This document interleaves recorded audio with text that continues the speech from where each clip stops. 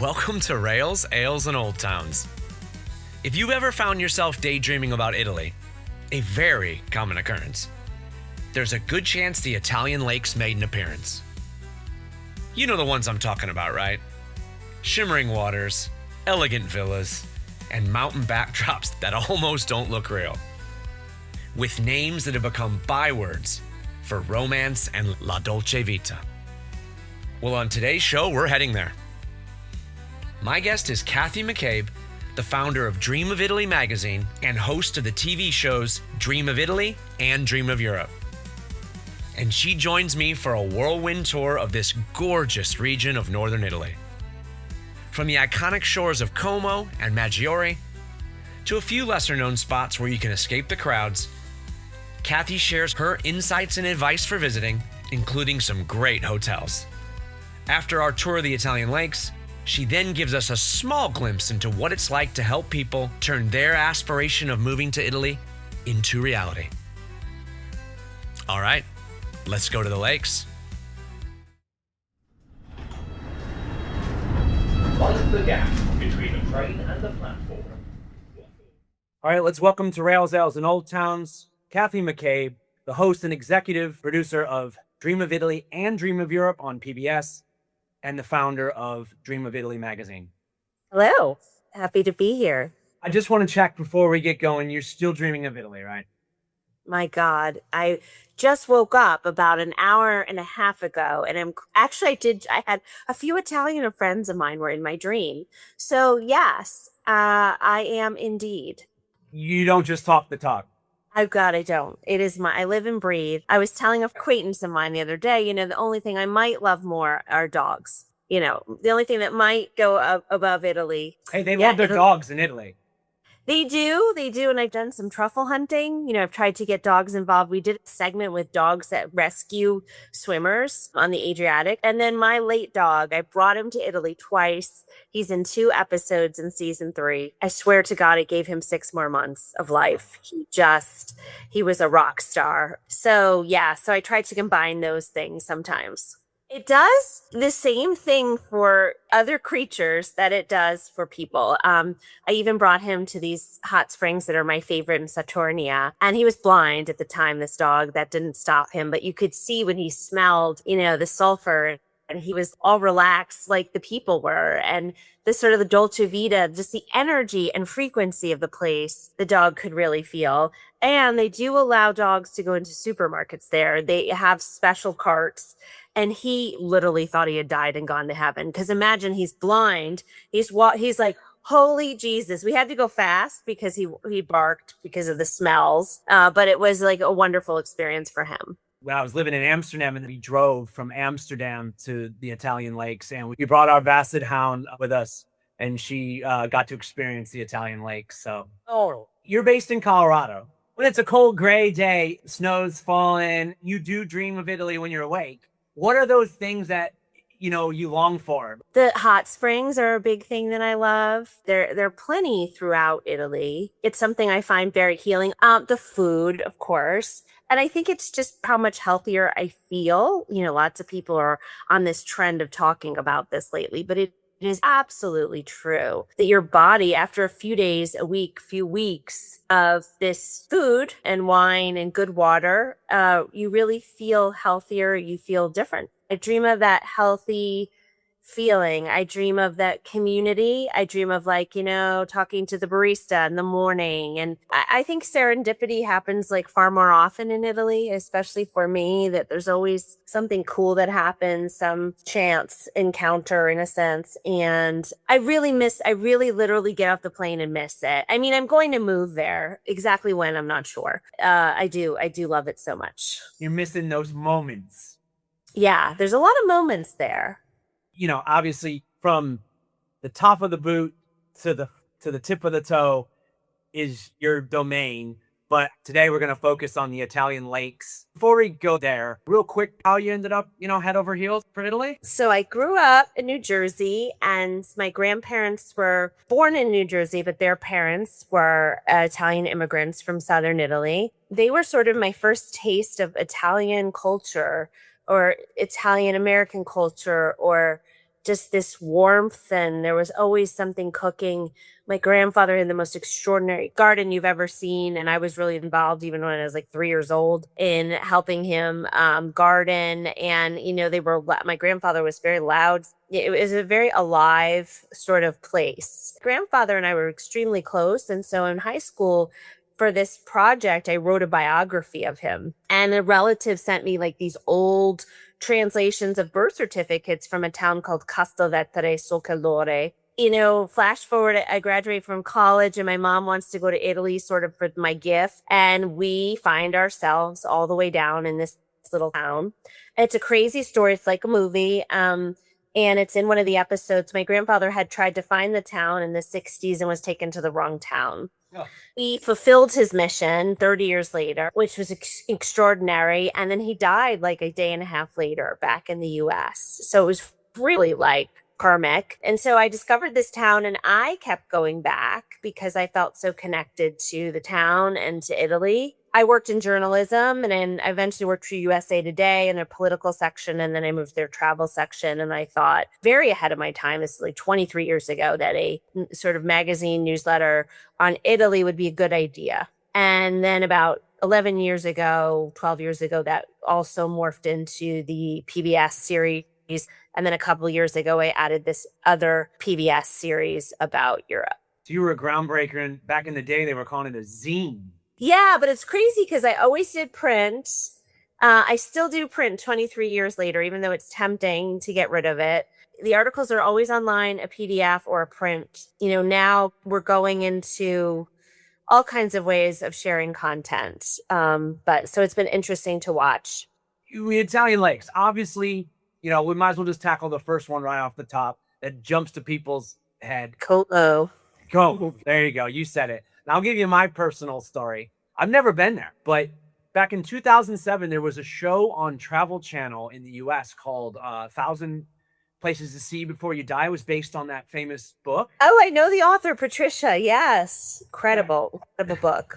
I think it was a one series. It ran one series on Travel Channel, and one of the earliest episodes, I believe it was the second episode of the series, they had picked a couple and they were going to go to like 13 places around the world. And episode 2, they're landing on a seaplane on Como. When I saw that, I was just like, these Italian lakes. Yeah. Having been traveling to Italy for 30 years and seeing sort of which places have become really hot to visit, and Como is one of those places that is sort of on the influencer circuit, definitely on the ultra luxury circuit. But the truth is, it is that beautiful. I had not been in a few years, and I went back to Como, to a few of the lakes. It was the most perfect day, and we were out on a boat, and it really is so extraordinarily beautiful. So I think what happens, and I'm glad we're talking about multiple lakes, is, Americans especially may just have this one lake in mind, or hear about Como, or hear about Bellagio, or one town on the lake, when it's really much. There's experiences just the next town over, the town across the lake, the next lake over. There's so much more. But it is one of the most beautiful places in Italy, for sure. Yeah, and it's that combination up here of the mountains and yes, the greenery. It's very green and lush, and the colors of the water, really extraordinary. But I will tell you, to get a hotel room, I was there in May, it's become incredibly expensive. So all of these places are places to try to go on those shoulder seasons if you can. Now, who are we fully blaming? Are we blaming George Clooney, or is it social I think media? It's even bigger than him, sorry to say, George, because he's been there a while. It's social media. I feel like that's happened to Florence, that there's so much content about, like, say, a little sandwich spot. It can't handle all these people. And, Italy, that's the one thing. It is vast, and each town is different. And so I always tell people to get a combination. Go to the place you've always dreamed of. Maybe it's Como, but then maybe go to one of the other lakes or a place that people don't know. Sort of mix it up, because you'll have a really different experience. might even be able to throw a bit of credit to the popularity or blame as to this casino out in Vegas, Bellagio. That put that name, Just the and that- familiarity, the yes. connection with luxury in people's Yes. minds, and fountains. People are probably showing up in Italy expecting the fountain. They'll see something even more beautiful. Bellagio is really beautiful. So it's just romantic. It's everything we imagine. You know, the mountains surrounding it are just, I don't think stunning is even the word. You know, they're just like this natural wonder, and it's romantic. The food is good. The fish is fresh. Where do you like to base yourself on Como? Tremezzo is nice. Being in Como itself can be interesting or a good choice for some people.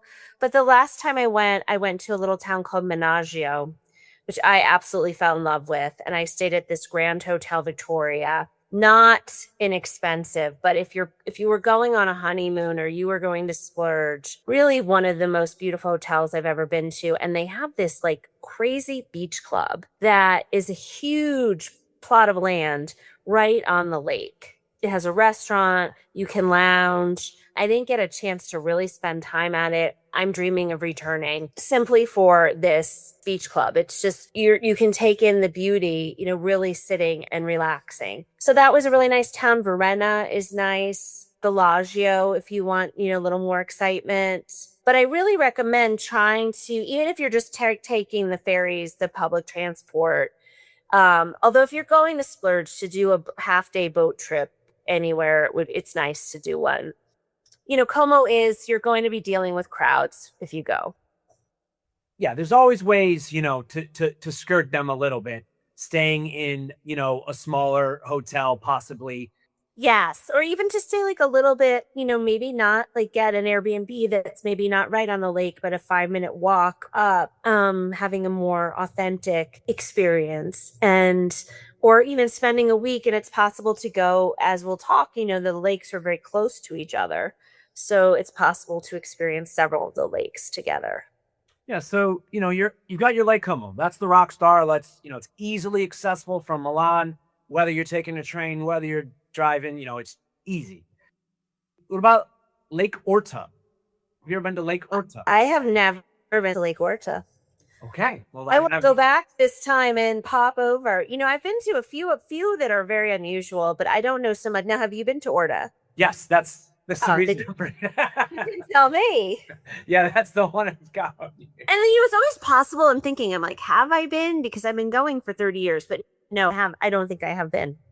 It's just west of Maggiore, so in Piedmont. Yes. And yeah, we stayed there at a small family-run hotel over the main town of Orta San Julio. And yeah, it was great. It was, you know, it felt almost a little weathered in a way and not scruffed up and too polished, which was neat. There's a monastery on an island. You know, seems like same with Maggiore. There's all these little islands within these lakes. Mm-hmm. Yeah, and you know, we took a boat trip out there, had some of the wonderful bagna cauda, the anchovy, and yes, which is very Piedmontese. yeah, yes, had some of that in the back. And this is where our dog got to experience the Italian lakes, La Dolce Vita. So it'll always be a good spot, and had some great gelato there. The only thing that was funny there was when on the morning we were leaving, I went for a swim in the lake, and there was a local woman was walking past, and she was like trying to tell me I shouldn't be swimming in the lake. I haven't done my research on why I shouldn't be, but I don't think I want to know, actually. Oh my gosh. I don't know. Maybe there's some algae bloom or something. Yeah, you know, those algae bloom to get you every once in a while. The same theme of, you know, an island with a monastery, jagged peaks, you know, and again, at the time we just felt like we had stumbled onto some secret. But that's the thing, no matter where you are, there's always that infrastructure of restaurants and hotels, but you know, to make it smooth, but yet still feel like you're off the beaten path or something. Yes. I don't know if you've been to the one that I've been to over that way. And we actually filmed 11 years ago, and it was such a secret at that time, is called Lake Iseo. And it's a lot of fishermen, like a fishing kind of lake, but it's also the home to Riva yachts, these beautiful boats, and I got to go out on one and see how they were made and the craftsmanship, the Italian craftsmanship. On that episode, yeah, it was pretty nice to be able to get in one of those boats. It really was. I saw one again and I was like, oh, well, remember those days. Yeah. No, where was I that I think I might have been in one on Lake Como. Like I took the hotel boat, which maybe held 4 people, 5 people, and it was a Riva, and really, really beautiful. These are like these quintessential, like Wooden movie you've seen of Yeah. people in Italy with these like polished wood. It's this stylish kind of pointy end. There's probably some technical boat term that I'm missing, but just they look Italian. Yes. They scream Italy. They're incredible. Do you think that's the kind of boat, if you're like, you take a private boat from like the Venice airport into town, you think it's the kind of thing? Some of them, I think they are. They look, there's some that look similar that aren't Riva. That have like a little bit more of a back on them, but those are beautiful boats as well. But all the real ones know the Rivas. I think people notice. Yeah. If you're in a Riva. So it's like Iseo, yeah, that island there is really populated. I think more so than. Yeah, I think that's where we did a cooking lesson. The chef and I interspersed arms and fed each other spaghetti, kind of like Ricky and Lucy, and that was a memory I have of that. And I don't particularly. This is my deep dark secret. I don't particularly love seafood or fish, which is like a crime. It really is, because there's so much good seafood in Italy, especially at the lakes. It's definitely an underrated part because, we associate our pastas and, pastas with a lot of meats and things like that. Right. It's not. A lot of fish, a lot of seafood. Yes, absolutely. And, the big rule is in Italy, you don't put any kind of cheese on seafood or seafood pasta. So, I mean, you can ask for it and embarrass yourself, but I'm kidding. I'm the one who has Diet Coke, with ice with lunch, and I embarrass myself. But you have to be who you are. Sure. Yeah. So I always mix a little bit of my Americanness in there. All right. So moving on, let's go to another big one that I think still manages to be overlooked, is this Lake Maggiore.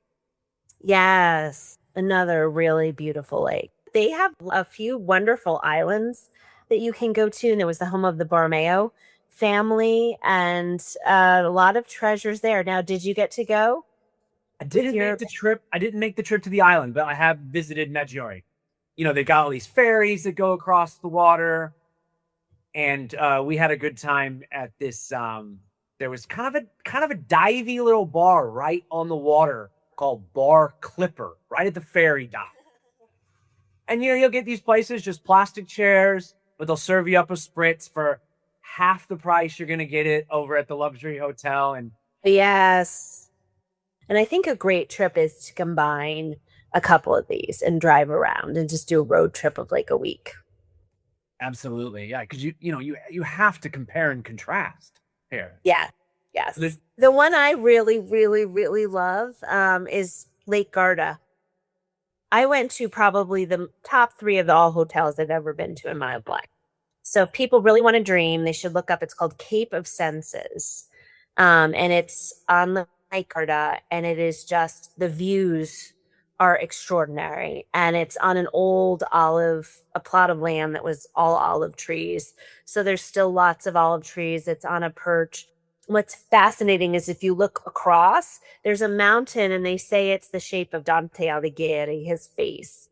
And if you look at it, it really does look like Dante. And this was just like a very modern, beautiful hotel. It's one of those places, though, I always get conflicted about hotels. Like, it's a place you don't want to leave. So it's almost like you don't want to tour around. But they have a little Fiat if you want to take it out. It's right above, I think it's called Torre del Beneco, the town. And there's a little ferry stop there. But Lake Garda, and it's interesting. I think the Germans and Northern Europeans go a lot more to Lake Garda than Como. Americans go much more to Como. I think Garda, the people, it's sort of its reputation is it's a little more sporty. So it's a little more down to earth, or, you're going to have kind of all kinds of travelers there. It's really beautiful as well. It's funny how these places do take on these little niches from different regions around Europe. You see that in the same in like, Austria and certain valleys of sports that people like Germans will go to this region, Yeah. Scandinavians. Yeah, so everyone, because they're very Italians are like this. They're much more routine oriented. And sort of if you have your place that you go in August, your beach club, your place your parents owned, your mountain town, you go every August. Like you go, or the place you go after Christmas. I kind of love this, and because maybe my life isn't quite like that. This beautiful routine of returning again and again to the same place. Mind the gap between the train and the platform. Sorry for the interruption, but I just wanted to take a second to say thanks for listening to Rails, Ales, and Old Towns. I hope you're enjoying the show and it's helping you get excited for your next European adventure. Be sure to check out the episode description because that's where you'll find a link to the show notes and the show's social media info. There's also a link there where you can support the podcast by buying me a beer. I mean coffee, definitely a coffee. All joking aside, any support goes toward keeping the episodes flowing and the show growing. And last but not least, if you are enjoying what you're hearing and you have a spare minute, I'd be forever grateful if you were to leave a review on the platform you're listening on, as those little things really do go a long way. Back to the show. Mind the gap between the train and the platform. Tell me about this Lake Annone. Annone. I was talking to a woman who represents a PR person who represents a number of hotels, and she represents this little place called Bianca Relay, and it's on a lake called Annone. And I said, okay, I'm going there because I've never heard of it, and I don't know if anyone has heard of it. Very exciting. And I had actually been on Lake Como, and I loved the drive. The drive was just about an hour. I will tell you, when I was getting to Lake Como, I did not get off where I was supposed to get off, and I drove right into Switzerland. But then I had to wait to come back because there was a long line to get into Italy. So I was kind of embarrassed, but it is that close for people who are trying to picture, where these lakes are. Some of them are. Lake Como is just right. A lot of the lakes are so close to Switzerland. But Lake Annone is this tiny little, it's a beautiful lake about an hour from Lake Como. And it's got the most beautiful sunsets. I feel like even people in Milan don't even know it exists. And this particular hotel I went to, it's only like maybe 15 rooms. It used to be a very popular restaurant, and they turned it into also a modern hotel. And again, it's a hotel you want to just go and stay at. I know you would definitely leave and do maybe some hikes, but it has like spa. You have like a little spa almost in your room. And it is, I said, and I'm working on a book, and I always said I would come back maybe to this hotel and work on this book because it's just a little treasure. I was blown away that there was just a lake I did not know about. I believe it doesn't have motorized boats, but you can kayak. So it's very peaceful. It's very quiet. And you do feel like you're being let in on a little secret. Oh, those are the best kind. And yeah, it just made me smile when you described what a quintessential European experience, and like you gotta pinch yourself. I missed the exit, so I ended up in Switzerland. I know. Do love that. And then I was like, oh my gosh, I wasn't terribly worried. It was just funny. I was like, I wonder if my, insurance for my car covers, going into Switzerland. And it was, the guards are just standing there. They're not really checking. Maybe they were checking some, which made it a little harder to come back in. That's what's so interesting there. And also Liguria, which is on the coast of France, that you have this, and some people shop in different countries to go shopping, get different tax breaks, or some products are better in some places. So Italy is so influenced by its neighbors. And then I don't know if people realize how many groups of people truly invaded Italy. So Italy is not this uniform place, or even Italians are not a uniform kind of ethnic group in the way that people might think. Oh, absolutely. And you Yeah. see that everywhere. I mean, this country borders Slovenia, Switzerland, France, Austria. Austria, and Tunisia, right across from Sicily. Like, Yes, and then there's always Greece say, oh, this way, and everyone invaded southern Italy, Spanish, Greeks. And so even myself, I'm from southern Italy. My grandfather had red hair and blue eyes. My mother was blonde, full Italian. I'm blonde. I have some Irish though, blonde and blue-eyed. So it's even those sort of stereotypes don't always hold true. And I think that's we're not talking about southern Italy as much for today, but that's what I like about southern Italy. So many cultures were there, so much overlap. That's true also, like in the north. Like I was in the Dolomites. I was very close to the Austrian border, and it was time to check out. And someone at 11:59 is knocking on my door, which is so not Italian. Wait, take me back to Italy. I went also to Bolzano, this town. They speak German. They're like officially. It's in South Tyrol, and I'm walking around and I'm just terribly confused because it feels like Germany. It looks like Germany. Some people speak Italian. So it's really interesting. There is almost something for everyone in Italy. yeah, that's exciting. That gets me excited. Those mixes.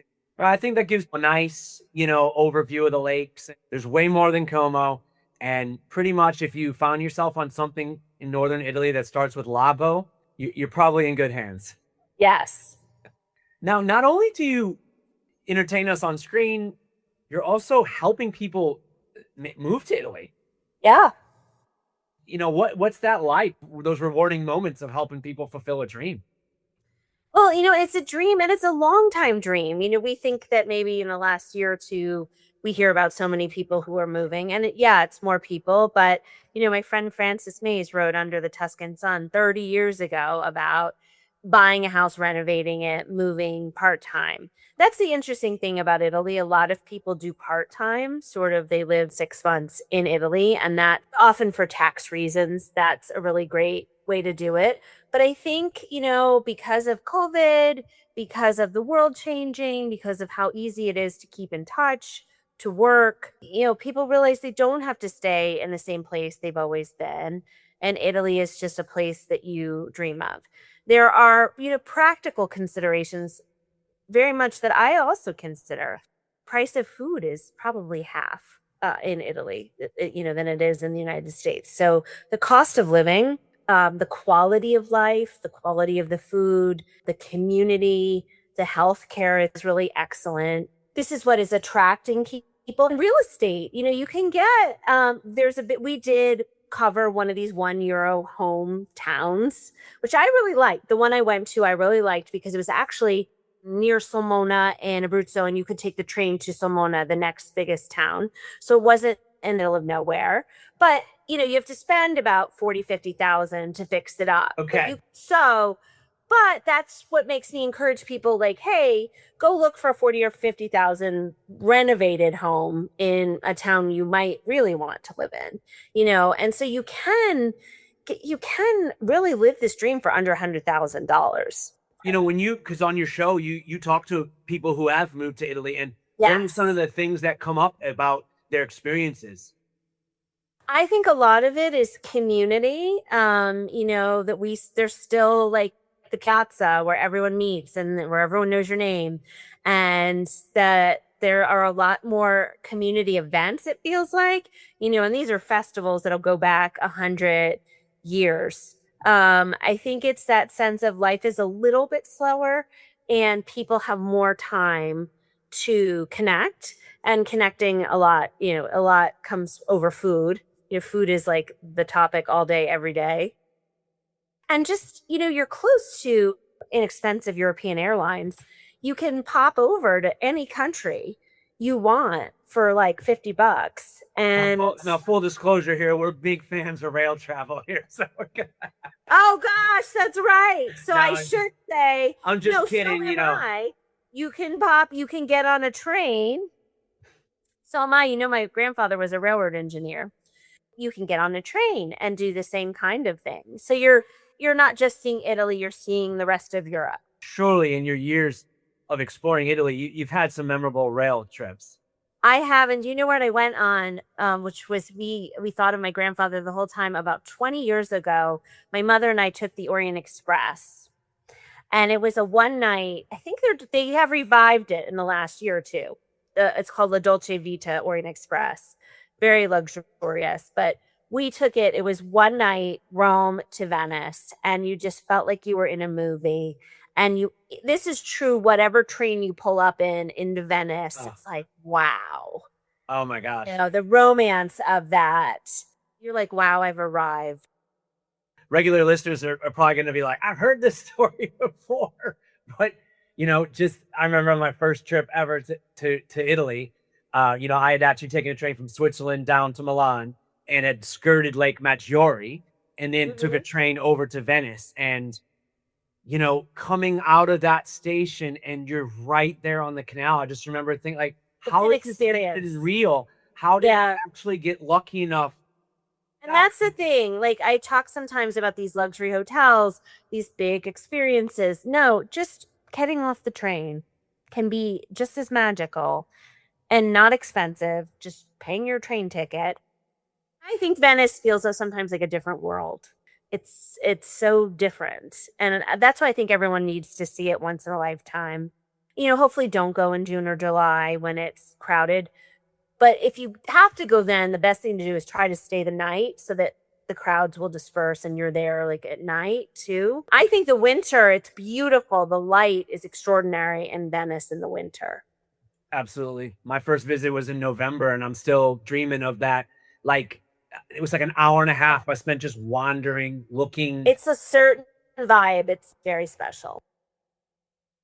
All right, Kathy. Well, thank you so much for joining me. You're so welcome. Today. And, you know, please keep up the great content. And thank you. I'm anxious to see where you end up moving when you make the move. So much. You know, I really am not sure where. I am very good at everyone else's lives and helping. And I'm helping this woman. She's moving to Bari and Puglia. And I'm like, oh, that sounds nice. Problem is I love too many places. So we will see. I'll let you know.